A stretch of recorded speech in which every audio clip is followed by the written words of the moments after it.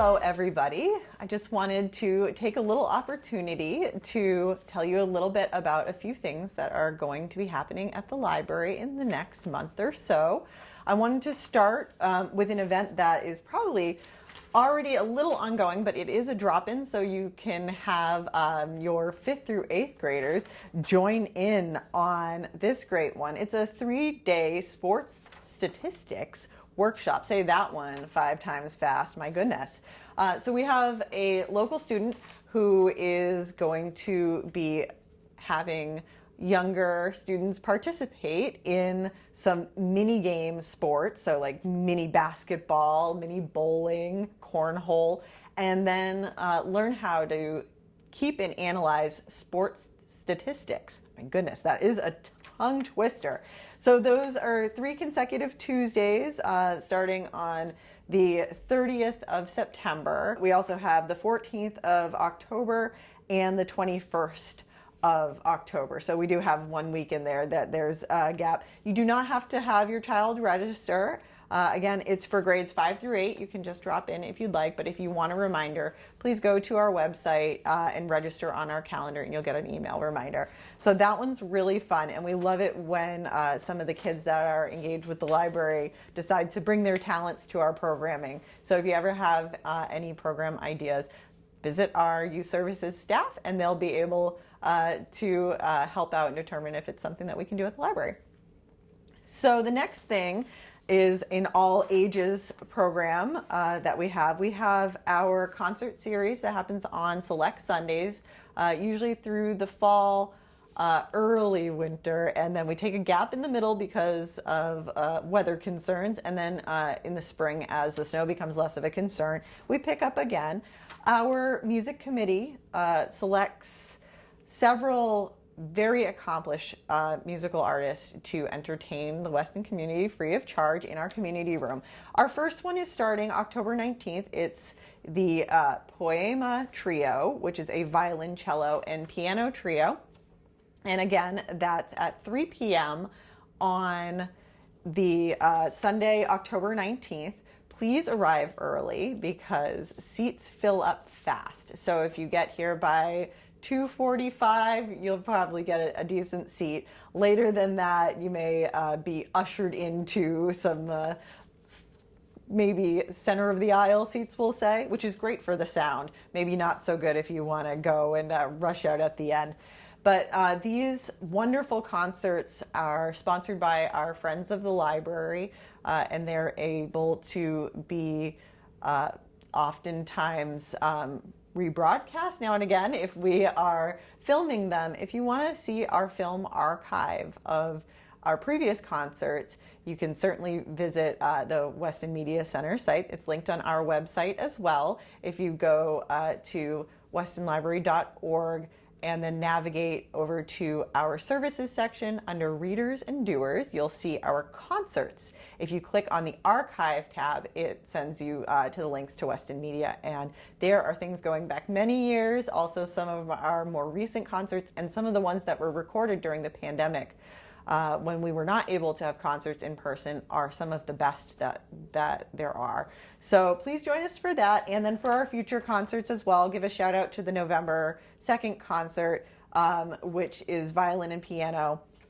And one of our music committee members actually is a very, very accomplished pianist, and she will be performing during that one, so that will be a real treat.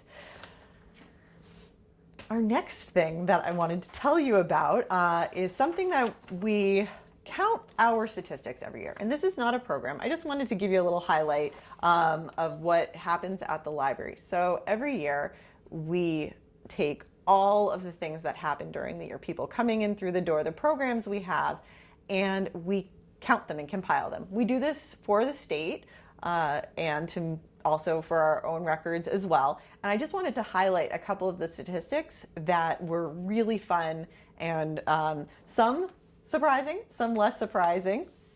But the one thing that I wanted to draw our attention to is our circulation statistics and our e-library circulation statistics. And I wanted to give you a little fun fact on some of those. In the past few years, our e-library, which means digital audiobooks, which is similar to Audible, but in our world, in the free world of libraries, it's offered through Libby and Hoopla, have been gaining a huge amount of popularity. And for the first time, they are sneaking up on ebooks as our top digital collection format. And this year, ebooks are ahead still of digital audiobooks by only 1,700 checkouts, meaning that our digital audio is really creeping up. So this is people listening to audiobooks on their commutes or perhaps while they're folding laundry. And in total, we had an amazing 63,069 checkouts of ebooks, digital audiobooks, digital magazines, and other streaming media this year. So books, print books are still king with 387,000 checkouts. But if you can't get a print book, you can always get a digital copy from Overdrive or Hoopla. If you want to check out these full numbers, we'll have them available at the library. Just come on in and they'll be in one of our holders in the front as long as supplies last. So get in here quickly. But there are a lot of different interesting statistics that help us make decisions about our collection and about our programming, but also kind of fun to know what our friends and neighbors are reading and listening to through the year. Speaking of reading and listening, just want to take this opportunity to recommend a couple books. Now, I am the leader of our romance book group, which is the More Than Chick Lit book group, so it's not just romance. So I do read a fair number of romances and things that would be considered chick lit. I would like to say it's just to preview them for my group. That's a lie. I like romance. So I wanted to recommend this one. It's Abby Jimenez, and she is a prolific romance writer, but this one is Say You'll Remember Me. It's one of her newer offerings. We have this in regular and in quick pick. It's been quite popular. This story is really great because it's a family story more than just a romance story, where there is a vet, a very handsome vet, who is visited by a woman who rescues a kitten.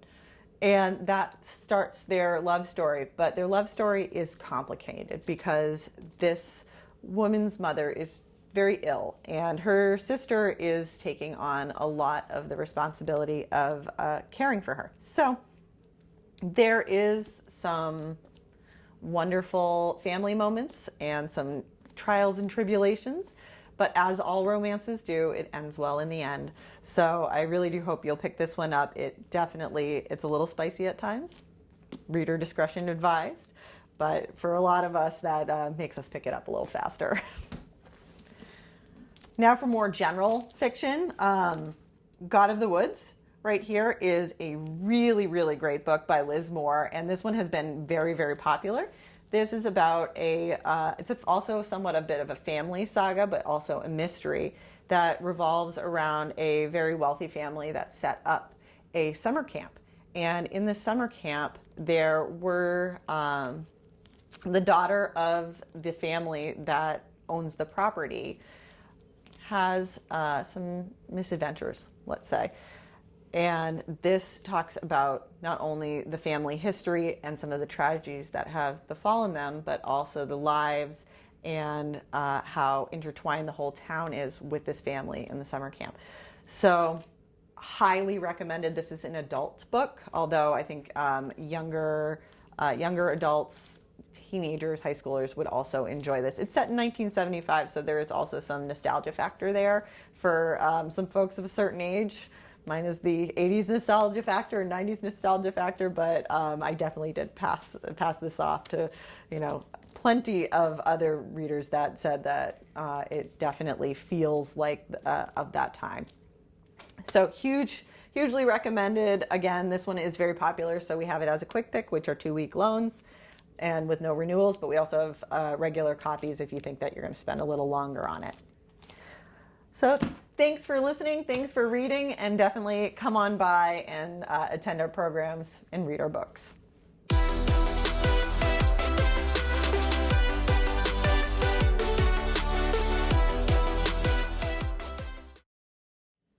Opening lines are hard.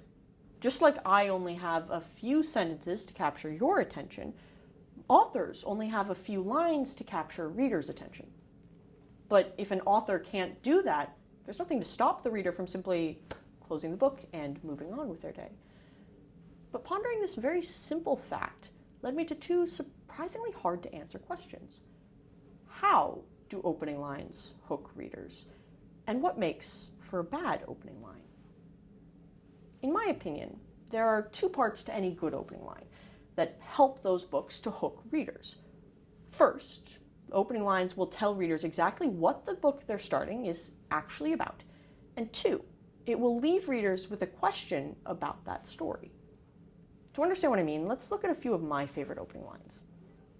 Ingrid Law begins her book Savvy with the line, "When my brother Fish turned 13, we moved to the deepest part of inland because of the hurricane and, of course, the fact that he'd caused it." This line is able to set up the entire book as a down-to-earth rural American coming-of-age story where the protagonists have superpowers, as well as placing emphasis on each of those elements. See, we start with the words, "When my brother Fish turned 13, which implies a certain element of growing up, giving away the genre, and also giving us a when. And then we get the what, moving, to where, the deepest part of inland. And all of this builds anticipation for that why, which is separated into two parts. The hurricane, and the fact that it was her brother's fault, split by an of course. The of course helps set some of that down-to-earth tone for the rest of the book, as well as placing special emphasis on that fantastic element. But there is more to a good opening line than simply summarizing the rest of the book. In C.S. Lewis's novel, The Voyage of the Dawn Treader, Lewis wanted to introduce a brand new character to serve as a protagonist alongside the already established Pevensey children. And seeing as how this was the third book in his Chronicles of Narnia series, and he wanted this new character's arc and eventual redemption to play a major part in the upcoming story, if Lewis wanted to introduce anything, he had to set up this new character. And that doesn't sound very interesting, does it? So, Lewis made this character interesting with the opening line, "There once was a boy named Eustace Clarence Scrubb, and he almost deserved it." If Lewis had simply left this line at "There once was a boy called Eustace Clarence Scrubb," he would be introducing this new character to readers. But the questions that readers would be left asking are, who's Eustace and why should I care? But because he tacks on that second half, and he almost deserved it, the questions that readers start asking instead are, who's Eustace and what did he do to almost deserve his name? Which is exactly what Lewis wants. But let's back up. If these are examples of good opening lines, what makes for a bad opening line? Well, again, there are two general ways an opening line can fail. First, it can be overly bland or generic or boring. Brandon Sanderson begins his epic fantasy series Mistborn with the line, "Ash fell from the sky," which does set up the fact that something wrong has happened to this world, prepare readers for meeting the protagonist who's broken herself, and engages them on the theme that just because something is broken doesn't mean it can't be fixed. But at the same time, this line is really boring. I mean, ash fell from the sky. That could mean anything from someone's house is burning down to Mount Vesuvius is exploding again. And it doesn't tell readers what's interesting or unique about Sanderson's story. But the worst way an opening line can fail is when it's written outside of the context of the rest of the story. Leigh Bardugo begins her fantasy heist book Six of Crows with the opening line, "Juiced had two problems, the moon and his mustache." Now, when I first read this line, I was hooked. It sets up an interesting character in that of Juiced, characterizing him around his problems.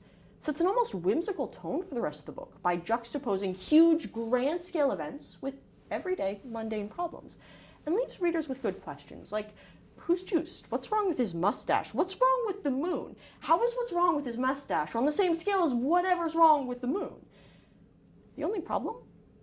None of these things are important to the story.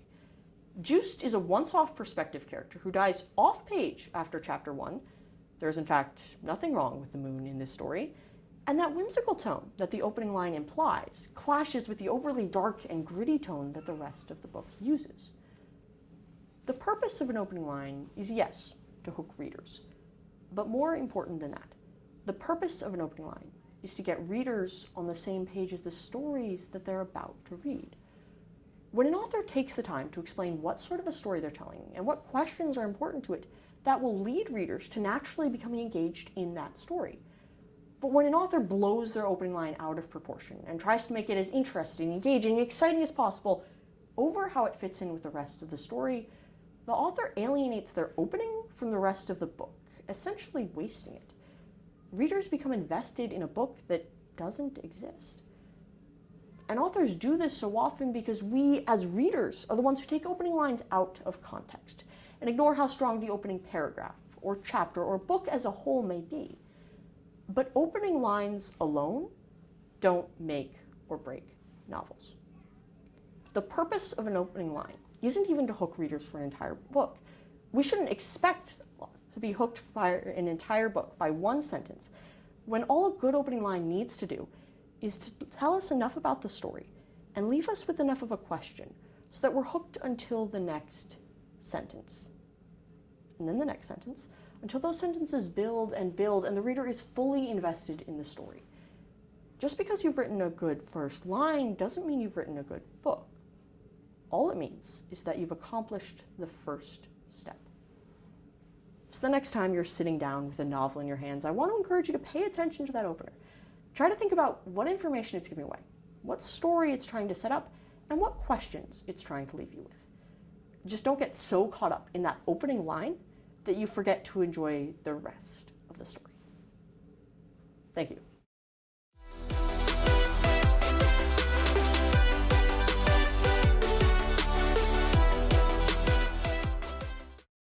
Hi everyone, I'm Jennifer Warner. I'm the Library Director for the Weston Public Library. Have you read a good book lately? I love reading and I love talking about books with patrons, and often the best suggestions come from library patrons. I especially love it when a patron and I disagree about a book that we've both read. And those types of conversations make for the best book group discussions as well. Imagine how boring life would be if we all read the same books and everyone thought they were all wonderful. October 5th through 11th, 2025 is the week designated as Banned Books Week by the American Libraries Association. Choosing a week to celebrate reading freely started in 1982. This was in response to censorship attempts in the form of book bans, and sadly, more than 40 years later, that practice is still happening in our country. A report by the Knight Foundation found that book challenges have been rising since 2021. The good news is that while book challenges are rising across the country, the American Libraries Association found that most Americans oppose banning books in schools and public libraries and trust librarians to make collection decisions. At the Weston Public Library, the collection management policy can be found on our website at westonlibrary.org under the About section.